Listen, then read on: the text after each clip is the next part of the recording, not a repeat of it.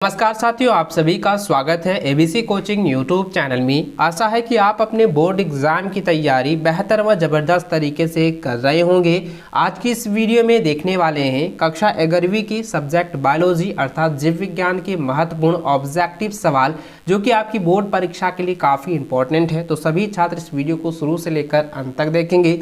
Video अच्छी लगे तो वीडियो को लाइक अपने दोस्तों के साथ शेयर करेंगे। चैनल पर पहली बार आए हैं तो आप सभी से रिक्वेस्ट है कि चैनल को सब्सक्राइब करने के साथ बेल आइकन को प्रेस जरूर कर लीजिएगा। और दोस्तों, आप हमारे व्हाट्सएप ग्रुप और टेलीग्राम पर ज्वाइन नहीं किए हैं तो लिंक डिस्क्रिप्शन में दिया हुआ है, जल्दी से जो है टेलीग्राम और व्हाट्सएप पर जो है ज्वाइन कर लीजिए। तो चलिए दोस्तों, क्वेश्चन की ओर चलते हैं। दोस्तों, इसके क्वेश्चन की ओर जाने से पहले मैं इसके समान निर्देश के बारे में बता देता हूं। देखिए दोस्तों, आप लोगों का जो है बायोलॉजी अर्थात जीव विज्ञान में जो है 35 क्वेश्चन दिए जाएंगे, जिसमें कि सेक्शन ए में जो है 17 क्वेश्चन रहेंगे और सेक्शन बी में जो है 18 क्वेश्चन आप लोगों को देखने को मिलने वाला है। ठीक है, तो चलिए दोस्तों क्वेश्चन की ओर चलते हैं। तो देखिए, सबसे पहला जो है आपका सेक्शन ए से यानी कि बॉटनी से जो है सबसे पहला सवाल यहाँ पे दिया गया है। कहता है नाइट्रोसोमोनास द्वारा अमोनिया का नाइट्रेट में परिवर्तन कहलाता है। तो उसको हम लोग कहते हैं नाइट्रिफिकेशन, जो कि ऑप्शन नंबर बी इसका सही आंसर होगा। नाइट्रिफिकेशन अर्थात हिंदी में देखें तो इसको कहेंगे नाइट्रीकरण। ठीक है, इसको अच्छे से आप लोग जो है याद रखें और कॉपी में इसको जो है नोट करते जाइएगा। ठीक है, अगला क्वेश्चन यहाँ पे देखिए, लिखा है कि loss of liquid water by guttation acquired through. तो इसका आंसर दोस्तों हो जाएगा आपका ऑप्शन नंबर ए हो जाएगा। ठीक है, हाइडाथोरस। ठीक है, हाइडाथोरस हो जाएगा, जिसको हम हिंदी में कहते हैं कि टेडसन के दौरान जो है जल का ह्रास के द्वारा होता है हाइडाथोरस। ऑप्शन नंबर जो है को इसका सही आंसर होगा। इसको अच्छे से आप लोग जो है याद रखेंगे। अगला सवाल देखिए, यहाँ पे पूछा गया है कि यहाँ पे ये कह रहा है कि पादपों में जो है बुढ़ापे के विलंबन के लिए कारक हार्मोन है, तो उसको हम लोग कहते हैं साइटोकाइनिन। ऑप्शन नंबर जो है सी इसका सही आंसर होगा, साइटोकाइनिन। ठीक है, इसको अच्छे से याद रखेंगे।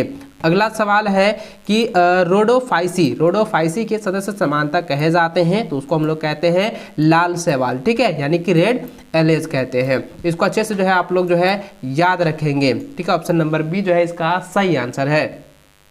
अगला सवाल 5वां नंबर यहाँ पे क्वेश्चन ये पूछा गया है। कहता है कि which one is vesicular tissue, यानी कि दोस्तों यहाँ पे कह रहा है कि निम्न में से जो है कौन सा एक संवाही ऊतक है। तो इसका आंसर जाएगा ऑप्शन नंबर सी हो जाएगा, जाइलम एवं फ्लोएम। ठीक है, यानी कि ऑप्शन नंबर गो जो है सही आंसर होगा, जाइलम एवं फ्लोएम। इसको अच्छे से आप लोग याद रखेंगे। अगला सवाल पूछा गया है कि which is parents only in plant cell, यानी क्वेश्चन ये है कि निम्न में से कौन सिर्फ पादप कोशिका में पाया जाता है। तो इसका आंसर जाएगा प्लासिड। ठीक है, ऑप्शन नंबर बी जो है यानी कि ख जो है इसका सही आंसर होगा प्लासिड। इसको अच्छे से याद रखेंगे।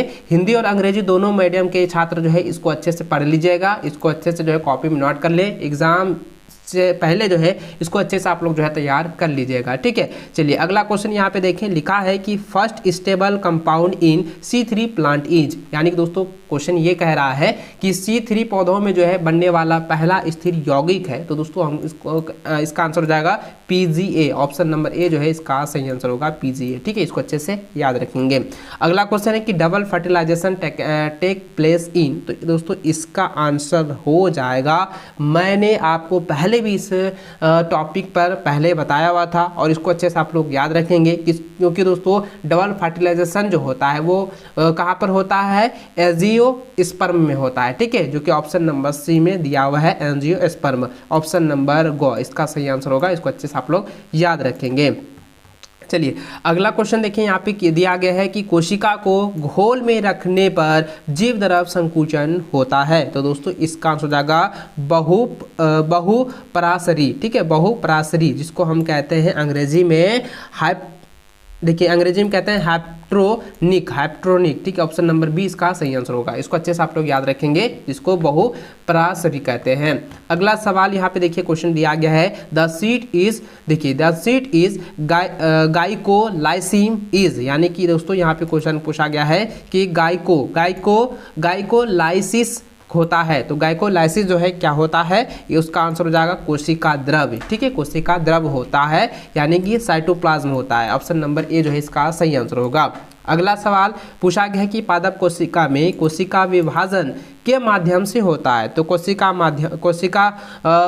विभाजन जो है वो कोशिका पट्टिका के माध्यम से होता है। ऑप्शन नंबर ए जो है सही आंसर होगा, यानी कि सेल प्लेट के द्वारा जो है होता है। ठीक है, इसको अच्छे से आप लोग याद रखेंगे। अगला सवाल है कि प्रकाश संश्लेषण में प्रकाश अभिक्रिया होती है या में होती है। तो यहाँ पे क्वेश्चन ये पूछा गया है कि प्रकाश संश्लेषण में प्रकाश अभिक्रिया डैश में होती है। तो कहाँ पर होती है दोस्तों? तो ये होता है ग्राना में। ठीक है, याद रखेंगे ग्राना में होती है। ऑप्शन नंबर बी इसका सही आंसर होगा। अगला सवाल 13 नंबर क्वेश्चन यहाँ पे दिया गया है कि वायवीय श्वसन में एक ग्लूकोज अणु से उत्पन्न एटीपी की कुल संख्या है। तो एटीपी की कुल संख्या कितनी होगी? तो 38 होती है। तो ऑप्शन नंबर इसका सी सही आंसर होगा, इसको अच्छे से याद रखेंगे। अगला सवाल पूछा गया है कि यहाँ पे देखिए क्वेश्चन जो है काफ़ी इंपॉर्टेंट है, ये रिपीटेड क्वेश्चन है। 14 नंबर जो क्वेश्चन है ना, ये रिपीटेड है और बार बार एग्जाम में ये क्वेश्चन जो है पूछा जाता है, काफ़ी वीवीआई है, इसको अच्छे से याद रखेंगे। यहाँ पे पूछा गया which plant tissue retained is capacity of division through their life, यानी कि कोशिका यानी कौन सी जो है पादप कोशिका जीवन प्रत्येक अपनी विभाजन क्षमता को बनाए रखती है। तो दोस्तों इसका जो आंसर होगा ये हो जाएगा ऑप्शन नंबर डी हो जाएगा, इसको अच्छे से याद रखेंगे, मेरिस्टेमेटिक। ठीक है, मेरिस्टेमेटिक ऑप्शन नंबर जो है डी इसका सही आंसर होगा। अगला सवाल लिखा है कि शीघ्रात प्रभाविता के द्वारा होता है, शीघ्रात प्रभाविता के द्वारा होता है, वो ऑक्सीन के द्वारा होता है। ऑप्शन नंबर जो है ए जो है सही आंसर होगा ऑक्सीन। ठीक है, इसको अच्छे से याद रखेंगे।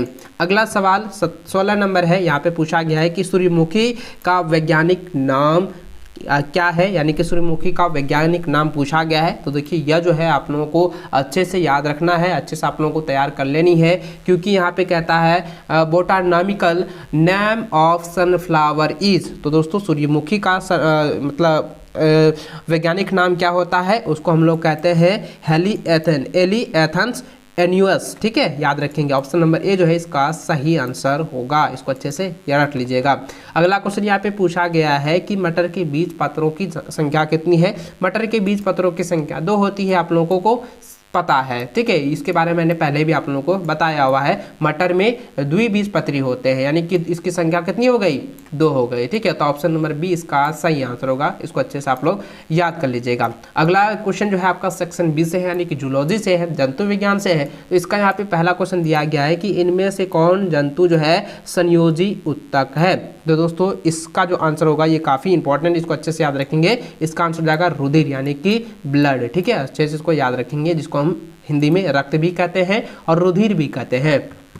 अगला सवाल है कि basic unit of classification is, यानी कि वर्गीकरण का आधारभूत इकाई है। तो इसका आंसर हो जाएगा देखिए प्रजाति। ठीक, स्पीसीज। ठीक है, ऑप्शन नंबर जो है सी जो है इसका सही आंसर होगा स्पीसीज, यानी कि प्रजाति। इसको अच्छे से जो है आप लोग कॉपी में नोट कर लीजिए, याद कर लीजिए। अगला सवाल देखिए, तीसरा नंबर क्वेश्चन दिया गया है कि एनिलिडा, ठीक है, एनिलिडा में उत्सर्जी अंग है। तो ध्यान दीजिएगा यहाँ दोस्तों, क्वेश्चन जो है काफ़ी इंपॉर्टेंट है, ये काफ़ी वीवीआई क्वेश्चन है, इसको रिपीटेड क्वेश्चन है, पिछले बार भी ये बोर्ड की परीक्षा में पूछा गया था, इसको अच्छे से आप लोग याद रखेंगे। तो इसका आंसर होगा जाएगा नेफ्रीडिया। ठीक है, ऑप्शन नंबर डी जो है सही आंसर होगा नेफ्रीडिया, इसको अच्छे से याद रखेंगे। अगला सवाल है चौथा नंबर, यहाँ पे पूछा गया है कि स्तन ग्रंथियों का होना का गुण है। स्तन ग्रंथियों का होना जो है यह स्तनपायी का जो है उदाहरण है, यह स्तनपायी का गुण है। तो ऑप्शन नंबर जो हो जाएगा मेमल। ठीक है, तो ऑप्शन नंबर बी सही आंसर होगा स्तनपायी अर्थात मेमल। अगला सवाल पांचवा नंबर, यहाँ पे क्वेश्चन देख सकते हैं, लिखा है यहाँ पे क्वेश्चन ध्यान दीजिएगा, ये लिखा है कि यहाँ पे वेल ऑर्गेनाइज्ड, ठीक है, well organize nucleus is not found in, यानी कहता है कि ससंगठित केंद्रक नहीं पाया जाता है। तो दोस्तों कौन सी सेल में नहीं पाया जाता, कौन सी कोशिका में नहीं पाया जाता है, ये आपको यहाँ पे पूछा गया है। तो दोस्तों इसका आंसर हो जाएगा प्रोकैरियोटिक कोशिका, जो कि ऑप्शन नंबर ए इसका सही आंसर हो जाएगा प्रोकैरियोटिक कोशिका। ठीक है, यानी कि प्रोकैरियोटिक कोशिका, जिसको हम सेल भी कहते हैं, इसको अच्छे से आप लोग याद रखेंगे। अगला क्वेश्चन ध्यान दीजिएगा, यहाँ पे क्वेश्चन दिया गया कि मानव में उत्सर्जी पदार्थ है। तो मानव में जो है उत्सर्जी पदार्थ जो है वो है यूरिया, ऑप्शन नंबर सी इसका सही आंसर होगा।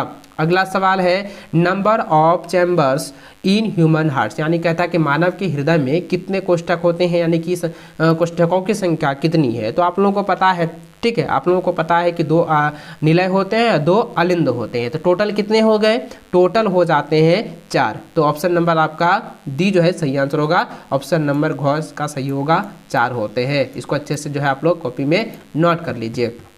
अगला सवाल 8वां नंबर यहाँ पे पूछा गया है कि शर्करा का सूक्ष्मतम रूप है। तो शर्करा का जो है सूक्ष्मतम रूप क्या होता है, ये होता है ग्लूकोज। ऑप्शन नंबर डी जो है इसका सही आंसर होगा। अगला सवाल है कि 5 किलोडाम, ठीक है, यानी कि 5 जगत वर्गीकरण पद्धति के द्वारा जो है प्रतिपादित किया जाता है। तो इसका आंसर हो जाएगा ऑप्शन नंबर ए हो जाएगा वी टेटकर, ठीक है, वी टेटकर हो जाएगा। ऑप्शन नंबर ए इसका सही आंसर हो जाएगा। चलिए अगला सवाल 10वां नंबर है, काफ़ी इंपॉर्टेंट सवाल है। यहाँ पे कहता है कि मानव का दंत सूत्र है। तो मानव का दंत सूत्र जो है ये बार बार पूछा जा रहा है, इसको अच्छे से आप लोग जो है याद रखेंगे।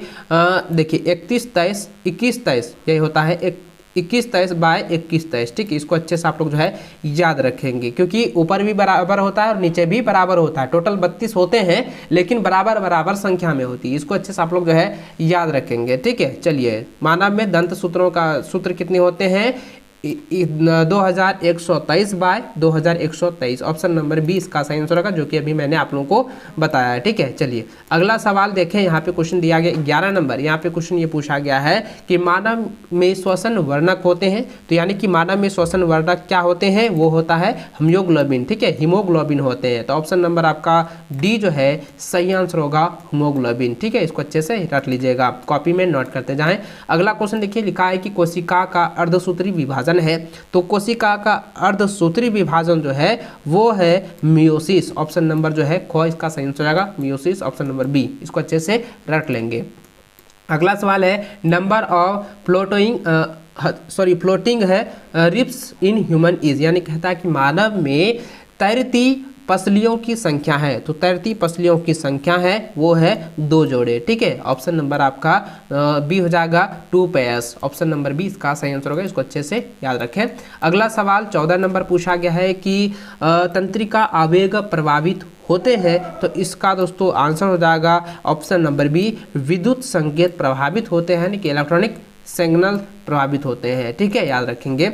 अगला क्वेश्चन है कि एक व्यस्त मानव का सामान्य रक्तदाब होता है। तो एक व्यस्त यानी कि वयस्क जो है मानव का सामान्य रक्तदाब जो होता है, यानी कि उसका जो है बीपी जो है, ठीक है, याद रखेंगे। जो आप लोग का बीपी जिसको हम लोग कहते हैं ब्लड प्रेशर, यानी कि ब्लड प्रेशर का जो न्यूनतम होता है, जो कि एकदम स्वस्थ व्यक्ति है उसका ब्लड प्रेशर का जो मान होता है, यानी कि रक्तदाब जो है कितनी होती है, यह सवाल पूछा गया है। तो इसका आंसर जाएगा 120/80 mmHg होता है, ठीक है। इसको अच्छे से आप लोग जो है याद रखेंगे।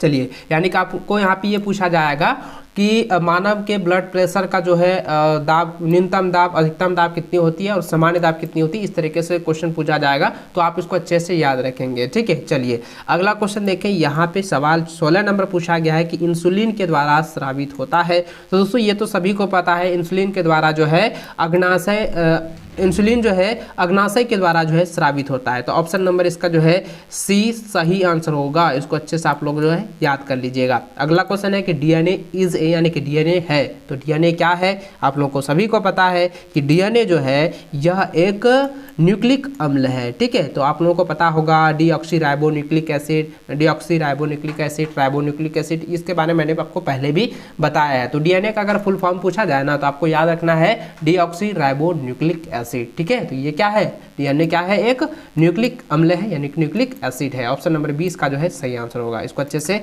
याद रखेंगे। अगला सवाल जो है 18 नंबर यहाँ पे पूछा गया है, कहता है कि मानव आहार नाल की सबसे बड़ी ग्रंथि है। तो यहाँ पे इसका दोस्तों आंसर हो जाएगा यकृत, ठीक है। यकृत जो है मानव आहार नाल का सबसे बड़ी ग्रंथि में से एक है। तो ऑप्शन नंबर 20 का सही आंसर होगा लीवर, ठीक है, याद रखेंगे। यकृत को ही अंग्रेजी में हम लीवर कहते हैं, इसको अच्छे से आप लोग याद रखेंगे। इस वीडियो में बताया गया हर एक क्वेश्चन को आप अपने कॉपी में नोट कर लीजिए और परीक्षा से पहले इन सभी क्वेश्चन को आप अच्छे से रट लीजिएगा, रिविजन कर लीजिएगा। तो चलिए दोस्तों, इस वीडियो को अभी तक लाइक नहीं किए तो वीडियो को लाइक करने के साथ साथ चैनल को सब्सक्राइब कर बेल आइकन को प्रेस कर लें, ताकि लेटेस्ट वीडियो की नोटिफिकेशन आप सबों को मिल